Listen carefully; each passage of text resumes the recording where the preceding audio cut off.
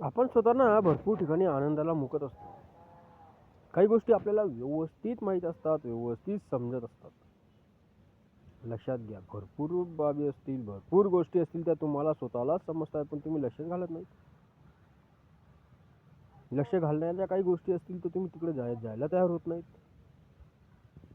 जायला तयार होत असतील तर तुम्ही अशा ठिकाणी जाणार की ते आपलं सोडून परक्याला पकडणार, असं होणार. लक्षात घ्या, काही ठिकाणी जर तुम्ही बोलत असणार तर तुमचा आनंद, तुमचं जीवन हे सगळ्यात पहिले तुमच्याकडेच आहे. जर तुमच्या समज असेल तर, जर तुमच्या समज असेल तर तुमचा आनंद, तुमचं जीवन हे सर्वस्वी तुमच्यावरतीच अवलंबून आहे. तुम्ही ते कसं जगतात, कसं नाही जगत, लक्षात घ्या. जर कोणी काय असतंय की ही काळजी, ती काळजी, ही चिंता, हा आनंदासाठी हा असा करतोय, यामुळे असं झालं, त्यामुळे तसं झालं, मला हे होऊच नाही राहिलं, माझ्याकडून होऊच नाही राहिलं, मी करायला गेलो की मलाच अडचणी येत आहे. ह्या गोष्टी कधीच नव्हत्या आणि नाही आहेत.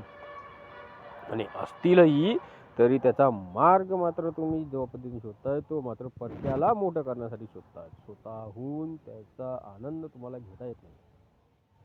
अगदी कोणी कोणाकडे जातं, कोणी कोणाकडे जातं, ते सांगतील काय? बघा, तुम्ही कधी लक्षात घ्या, विचार घ्या, प्रत्येक जण वाईट सांगतील असं नाही, चांगलंच सांगतील. पण काय सांगतील?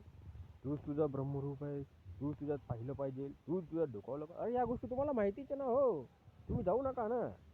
तुमचा टाईम तिथं वेळ तर वाया घालू नको ना. हां, त्यासोबत अजून त्यांनी एखाद दोन गोष्टी वेगळ्या सांगून दिल्या तर, त्या जर तुमच्या मनात भरून गेल्या, मग तुम्हाला तसं करावंच लागलं, मग त्याच्यामुळे जे झालं नाही असं तुमच्या अंगीभूत होऊन गेलं तर, स्वतःचा आनंद स्वतः घ्यायला शिका. तुम्ही समजदार आहात, नक्कीच घ्या. निदान मग दुसऱ्या माणसांकडे तर जाऊ नका, आपल्या माणसं पकडा ना. तुम्हाला काय आपल्या माणसांची कमतरता असं वाटतं? मग आपल्या माणसं मात्र ओळखा. नक्की ओळखता तर थोडं शांत राहा.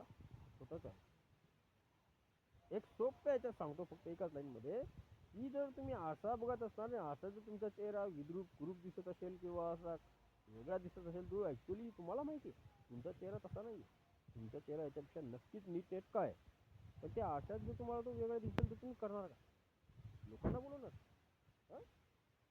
पण बोलवलं आणि त्याने काय काम केलं, तर त्याने तो आरशाचा मड जो होता तो मड पुसून दिला आणि म्हटलं बघ आता तुझा चेहरा बघ. मग तो तुम्हाला स्वच्छ दिसला, मग तुम्ही काय त्याच्या पाया पडणार? लक्षात घ्या, आपली गोष्ट आहे, आपण सांभाळा आपला आनंद.